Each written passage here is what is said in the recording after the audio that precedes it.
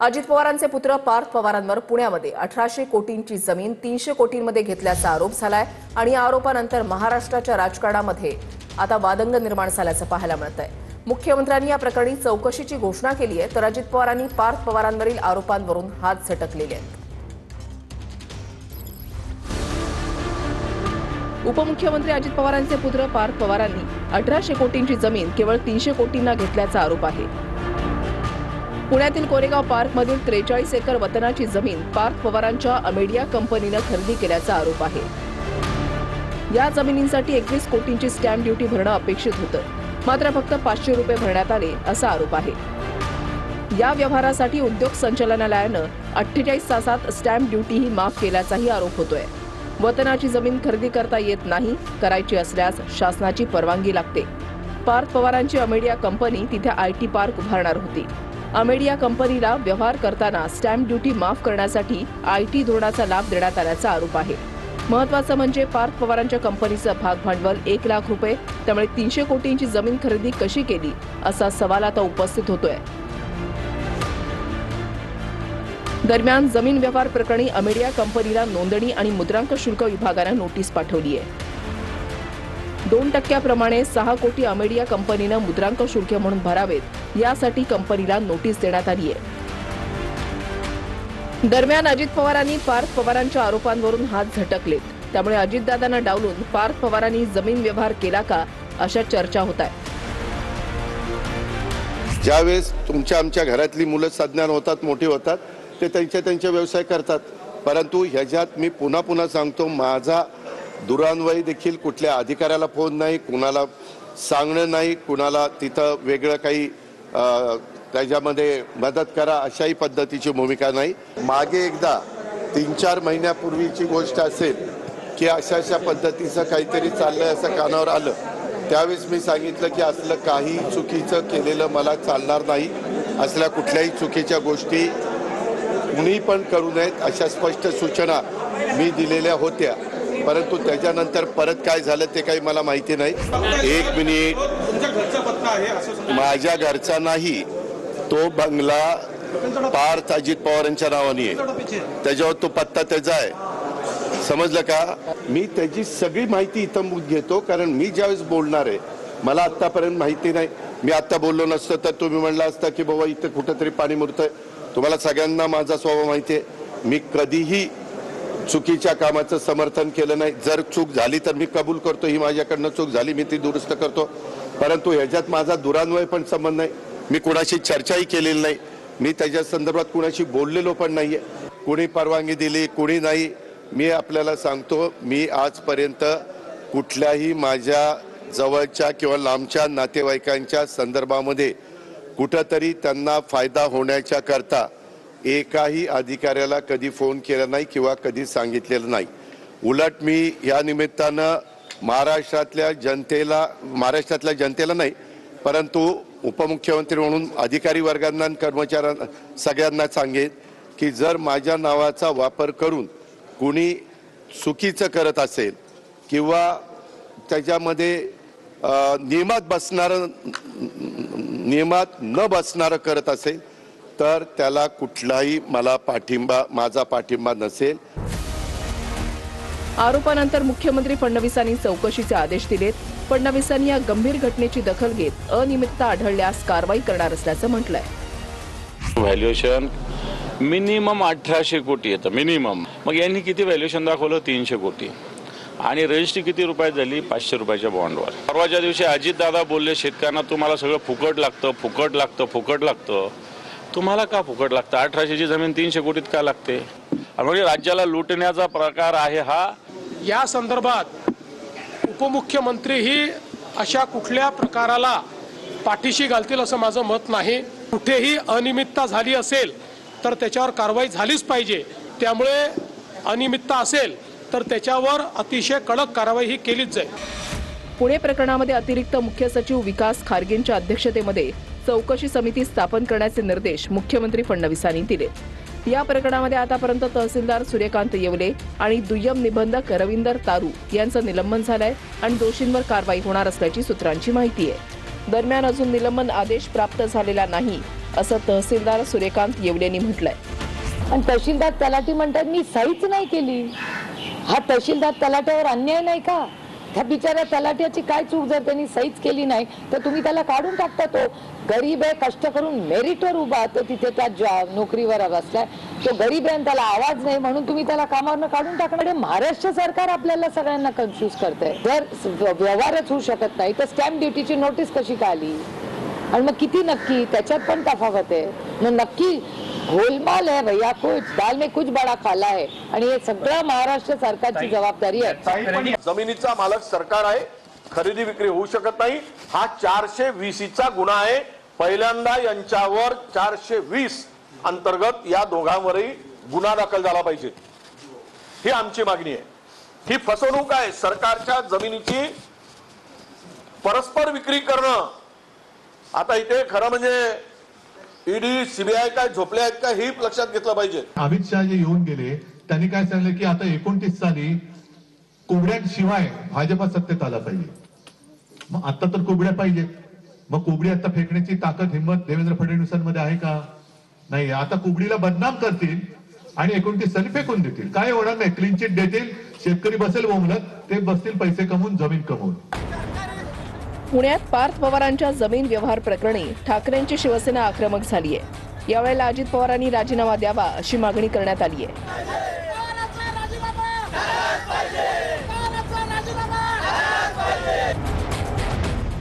दरम्यान पार्थ पवारांच्या कंपनीने घेतलेल्या जमिनीबाबत तक्रार करणार असल्याचं ट्विट दमान यांनी केलंय. तर तक्रार आल्यानंतर आम्ही तपास करू असं मंत्री बावनकुळे म्हणाले. पार्थ पवारांची कागदपत्र योग्य असून सखोल चौकशी केली जाणार असल्याचं मंत्री उदय सामंत यांनी म्हटलंय. मुद्रांक शुल्क हे काही इंडस्ट्रीला दिलं जातं, पण ते डेटा सेंटरला दिलं जातं. आमच्या विभागाकडनं आयटीला अजून तरी आम्ही कुठे दिलेलं नाही आणि या कंपनीला तर नाहीच नाही. 20 कोटीच्या अगेन्स्ट 500 रुपयाच्या फक्त नाममात्र पैशावर आम्ही मुद्रांक शुल्क माफी केली. अशा पद्धतीनं जे काय गैरसमज आपला झालेला आहे किंवा आपल्या माध्यमातून होतोय त्याच्याशी माझा विभाग सहमत नाही. दरम्यान आपण कोणतंही चुकीचं काम अथवा घोटाळा केला नसल्याची प्रतिक्रिया पार्थ पवारांनी दिली आहे. याचवेळी अधिकची माहिती देण्यास मात्र पार्थ पवार यांच्याकडून नकार देण्यात आलाय. अजितदादा पवार यांना भस्म्या नावाचा आजार झालेला आहे आणि हा भस्म्या आजार झाल्यावर किती खाल्लं तर अधिक खावं वाटतं. अरे पहिले जेवढं खाल्लेलं बाबा अजून किती खाणार, हा एक प्रश्न या निमित्तानं उपस्थित होत असताना तहसीलदाराला आणि स्टॅम्प ड्युटीवाल्याला सस्पेंड करून चालणार नाही. यामध्ये थेट अजित पवारांचे लागे बांधे आहेत, त्यांच्या परिवारातल्या सदस्याच्या माध्यमातून हा भ्रष्टाचार झालेला आहे. पार्थ पवार यांनी तिथली जी सरकारी जमीन आहे, महारवतन जमीन, ही जमीन जी आहे ती बेकायदेशीररित्या खरेदी केला असा त्यांच्यावर आरोप आहे. उच्च न्यायालयाच्या न्यायाधीशाच्या मार्फतनं चौकशी झाली पाहिजे. निष्पक्ष चौकशी व्हायची असेल तर उच्च न्यायालयाच्या न्यायपीठ समृद्धी झाली पाहिजे. ही चौकशी चालू असताना किमान चौकशी पूर्ण होईपर्यंत तरी माननीय अजितदादा पवार यांनी आपल्या पदाचा राजीनामा दिला पाहिजे. अमेडिया कंपनीवर गुन्हा दाखल होणार आहे. मुद्रांक शुल्क विभागाच्या अधिकाऱ्यांची ही माहिती आहे. पार्थ पवार अमेडिया कंपनीचे संचालक आहेत. जुना सातबारा दाखवून व्यवहार करण्यात आला. सब रजिस्टरवर सुद्धा गुन्हा दाखल होणार आहे. सहनोंदणी महानिरीक्षक रवींद्र मुठे यांची माहिती आहे. फौजदारी कारवाई ज्यांनी शासनाची फसवणूक केलेली आहे खोटे कागदपत्र देऊन आणि ज्यांनी शासनाचे म्हणजे कागदपत्र घेऊन फसवणूक झालेली आहे किंवा संगनमत केलेलं आहे त्या सर्वांविरुद्ध फौजदारी कारवाई. म्हणजे यामध्ये जे बिल्डर होते शीतल तेजवानी आणि अमेडिया कंपनीचे संचालक यांच्यावरती फौजदारी कारवाई होणार.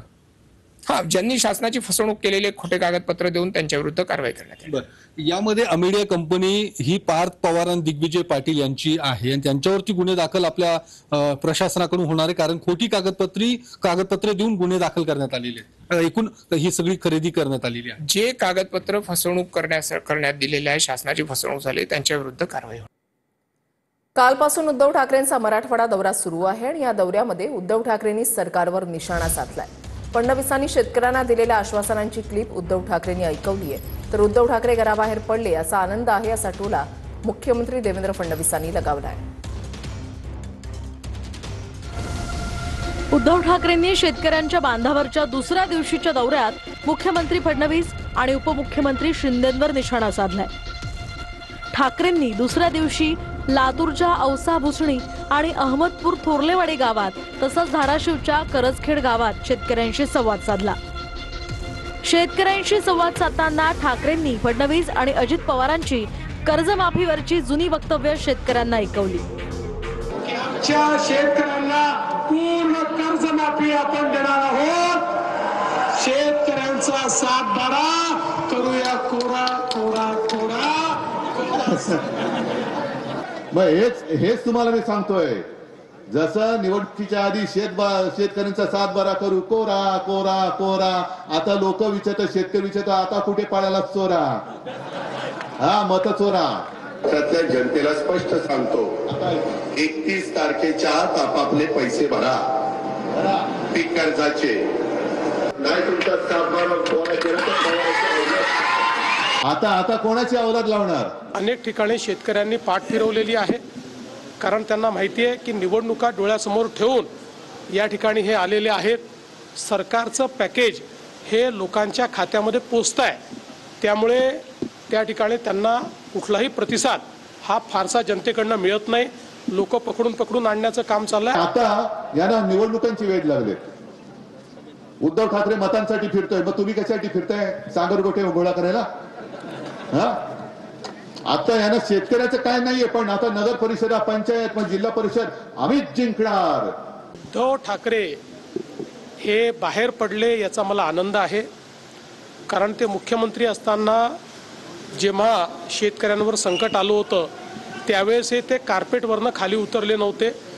त्यामुळे आता किमान सततच्या पराभवानंतर त्यांना एवढं तरी लक्षात आलेलं आहे की लोकांमध्ये जावं लागतं. आमचे मुख्यमंत्री शेतकऱ्याला पॅकेज मिळाले की नाही विचारण्यापेक्षा बिहारमध्ये जाऊन प्रचार करतायत. म्हणजे ही लोक यांना जर का मी उद्या मला जर का घरी बसून, होय मी घरी बसून माझा महाराष्ट्र वाचवला, मी घरी बसून माझ्या शेतकऱ्याची कर्जमुक्ती केली. या दौऱ्यात ठाकरे आणि उपमुख्यमंत्री शिंदेंमध्ये वार पलटवार सुद्धा पाहायला मिळाले. अजून त्यांच्या डोक्यात प्रकाश पडलेला नाही. मला सांगतात भकास मंत्री, अरे स्वतः मुख्यमंत्री होते त्या 2.5 वर्ष घरी बसले ना. फेसबुक लाईव्ह वर सरकार चालतं का? फेस टू फेस काम केलं पाहिजे. हे कोण मला सांगणार आहे? यानी पक्ष बदलणारी लोक, 50 खोकी घेणारी लोक, सत्तेसाठी दिल्लीत जाऊन मुजरा करावा लागतो यांना वारंवार. घरदार सोडून दिल्लीत जाऊन मुजरा करावा लागतो. आता कशाला फिरताय? जेव्हा फिरायचं होतं तेव्हा आपण फिरले नाही. माझ्या हातात काय नाही, माझ्या हातात काय नाही, माझ्या हातात, अरे काय नाही मग कशाला जाता? असे एक तर वरती नाही एक तर कमरेवरती. अरे देण्याचे हात असे देवा ठेवा. मी घरी बसून आज पहिल्या प्रथम बाहेर पडलं म्हणत असेल तर हे दुनियादारी करणारी लोक यांना मी बाजार बसवी म्हणतो. हे बाजार बसवी लोक तुम्हाला काय आयुष्यात सुख देणार आहेत? हे बाजार बसवे, बाजार बुडणी लोक इथे सगळे ह्या पक्षात त्या पक्षात, त्या पक्षात त्या पक्षात, म्हणजे जिथे खोके मिळतील तिकडे जात आहेत. पुढच्या बातमीकडे वळूयात. मनोज जरांगेंना मारण्याचा कट रचल्याची जालना पोलीस ठाण्यामध्ये तक्रार दाखल करण्यात आली आहे. बीडच्या कार्यकर्त्यांकडून जालना पोलीस ठाण्यामध्ये तक्रार दाखल करण्यात आलेली आहे. पोलिसांनी दोघांना ताब्यात घेतलंय. चौकशी सुरू आहे. मनोज जरांगेंना जीवे मारण्याचा कट रचल्याची तक्रार पोलिसात देण्यात आली आहे. जरांगेंच्या जीवाला धोका असल्याची तक्रार समर्थकांनी जालना पोलीस ठाण्यात केली होती. तर 2 व्यक्ती हा कट रचत असल्याचा संशय या तक्रारीत व्यक्त करण्यात आलाय. जालना पोलीस तपास पथकानं गुप्त माहितीच्या आधारे 2 संशयित व्यक्तींनाही ताब्यात घेतलंय. दरम्यान ताब्यात घेतलेल्या दोघांची नावं अद्याप कळू शकलेली नाही. पोलिसांनी अत्यंत गोपनीयता पाळत ही कारवाई केली आहे. या दोन्ही संशयितांना सध्या अज्ञात ठिकाणी ठेवण्यात आलं असून जालना पोलिसांकडून त्यांची कसून चौकशी सुरू आहे. या कटामागील सूत्रधार आणि त्यांचा नेमका उद्देश काय होता याचाही सखोल तपास सुरू केलाय. या चौकशीतनं लवकरच मोठे गौप्यस्फोट होण्याची शक्यता आहे. कट शिजला गेला, हत्या घडून आणणं किंवा घातपात करणं या गोष्टी आता सगळ्या उघड होतीलच. आपले जालना जिल्ह्याचे पोलीस अधीक्षक साहेब स्वतः त्याच्यात लक्ष घालून येत. ते तर दूध का दूध पाणी का पाणी होईल. याच्यामध्ये 2 नेत्यांचे नावं आहेत असं कळतंय की 2 नेते या कटामागे आहेत. होईल ना. आता आमचे जालन्याचे SP साहेब शेवटपर्यंत जातील याची खात्री आहे आम्हाला की ही कट षडयंत्र खूप मोठ्या व्यक्तीनं शिजवलं आहे हे सत्य. आता ते तपासात येईलच, तपास करतीलच. मी याच्यावरती सविस्तर सकाळी 11 वाजता बोलतो, उद्या सकाळी पत्रकार बांधवांच्या समक्षच उद्या बोलू. मी जरा ऐकतोय. फ्रेश रहा, जीव कधी जाईल सांगता येत नाही असं म्हटलंय गुलाबराव पाटलांनी. गुलाबराव पाटलांकडून संजय राऊतांच्या आजारपणाची टिंगल उडवण्यात आली आहे. हात लिहिता राहिला पाहिजे. संजय राऊतांकडून हॉस्पिटलमधला फोटो हा ट्विट करण्यात आला. संजय राऊतांवर सध्या हॉस्पिटलमध्ये उपचार सुरू आहेत आणि त्यांच्यावर आता गुलाबराव पाटलांनी यांनी टिंगल केलेली. लोकप्रतिनिधीचे फ्रेश राहा, फ्रेश. कधी तुमचा जीव चालला जाईल सांगता येत नाही, कधी माझा जाईल सांगता येत नाही. बघा ना माझा संजय राऊत ऍडमिट आहे, काय सांगा तुम्हाला. तो मेरा माल है भाई, मेरा माल है. मी वाचलं पाहिजे. देवाला प्रार्थना केली मी, जिजाऊ मातेला मी प्रार्थना करतो की त्याला चांगली बुद्धी दे. जे सत्यानाश करणाऱ्या लोकांना चांगली बुद्धी दिली तर बाळासाहेब उद्धव साहेबांचे जे 20 आहे ते राहतील, नाही तर पुढच्या टाइम तेच राहणार. महाकुंभामध्ये फक्त हिंदूंचीच दुकानं असली पाहिजेत असं म्हटलंय नितेश राणेंनी. जर हिंदूंचा सण आहे तर तिथे हिंदूंचीच दुकानं असली पाहिजेत असं नितेश राणेंनी म्हटलंय. नितेश राणेंच्या या वक्तव्यानं नवा वाद निर्माण होण्याची शक्यता आहे. हिंदूंचा एवढा महाकुंभ आहे, तिथे सगळे हिंदूंचीच दुकानं असली पाहिजे माझं असं म्हणणं आहे. त्र्यंबकच्या इथे बघा किती आहेत, ते सगळे हिंदूंची दुकानं आहेत तिकडे. त्यांचं काय काम तिकडे? आम्ही त्यांच्या मस्जिदीच्या बाहेर ते काय त्यांचे विकायला जातो का? काफिराकडून घेण्याची त्यांच्याकडे काय परवानगी आहे? त्यांच्या कुराणमध्ये परवानगी आहे काफिराकडून घेण्याची? लगेच फेकून टाकतील. मग महाकुंभच्या इथे पण आजूबाजूचे ते फिरकता पण कामा नाही असे, मग ते पण नाव बदलून येणार. मग दुकानाच्या बाहेर जय श्रीराम फुलवाले लिहिणार आणि आतमध्ये अब्दुल बसला असणार. हे सगळे लोक हे गोष्टी. आता तुम्हाला अगर आमचा नियम कायदा पाळायचा नाही ना, आम्हाला पण तुमची घाण नको तुमच्यासारखी. सीएसएमटी स्थानकामध्ये रेल्वे कर्मचाऱ्यांचं आंदोलन पाहायला मिळालंय. आंदोलनामुळे मध्य रेल्वेची वाहतूक ही विस्कळीत झालेली आहे. मुंब्रा रेल्वे अपघात प्रकरणामध्ये गुन्हा दाखल झाल्यानं आंदोलन करण्यात आलेलं आहे. अक्षय मणकणी आमचे प्रतिनिधी अधिक माहिती देतील. अक्षय, सध्याचे अपडेट्स काय?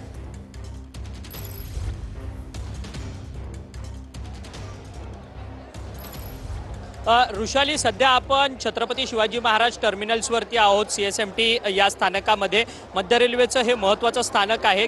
परंतु या स्थानकावरती रेल्वे कर्मचाऱ्यांनी काही वेळापूर्वी आंदोलन केलेलं होतं. काही महिन्यांपूर्वी ही मुंब्रा रेल्वे स्थानकामध्ये एक रेल्वेचा अपघात झालेला होता. त्यामध्ये काही प्रवाशांचा मृत्यू झालेला होता. त्या सगळ्या संदर्भात रेल्वे प्रशासनाकडून एक इंटरनल चौकशी जी आहे ती स्थापन करण्यात आलेली होती आणि या चौकशी समितीने 2 रेल्वे इंजिनियर्सला दोषी ठरवण्यात आलेलं होतं आणि त्यांच्या विरोधात FIR देखील दाखल करण्यात आलेली होती. परंतु या सगळ्या संदर्भात रेल्वे कर्मचारी संघटनेकडनं रोष व्यक्त करण्यात आलेला होता आणि वारंवार या सगळ्या संदर्भात प्रश्न जे आहेत ते रेल्वे कर्मचारी संघटनेकडनं विचारण्यात आलेले होते. परंतु या सगळ्या संदर्भातले कोणताही तोडगा जो आहे तो निघत नसल्यामुळे आज नॅशनल रेल्वे मजदूर युनियनकडनं छत्रपती शिवाजी महाराज टर्मिनल्सवरती रेल्वे कर्मचाऱ्यांनी आंदोलन केलेलं होतं आणि या सगळ्या आंदोलनामध्ये मोटरमॅनचा देखील मोठा सहभाग होता. त्यामुळे काही काळाकरता संपूर्ण रेल्वे जी आहे ती ठप्प झालेली होती. मध्य रेल्वेच्या सीएसएमटी स्थानकावरती प्रवाशांची मोठी गर्दी जी आहे ती आपल्याला आत्ता देखील पाहायला मिळते. परंतु थोड्या वेळापूर्वी या ठिकाणी सगळ्या लोकल जे आहेत त्या रेल्वे पटरीवरती थांबलेल्या आपल्याला पाहायला मिळत होतं. कारण की एकीकडे मोटरमॅनचं आंदोलन जे आहे रेल्वे प्रवाशांचं रेल्वे कर्मचाऱ्यांचं ते सुरू होतं. परंतु आता मात्र आपण पाहू शकतो की परिस्थिती पूर्वपदावरती आलेली आहे. जे आंदोलन करणारे रेल्वे कर्मचारी होते ते सध्या पुन्हा एकदा आपल्या कामावरती पुन्हा रुजू झालेले आहेत. त्यामुळे मध्य रेल्वेवरच्या ज्या लोकल आहेत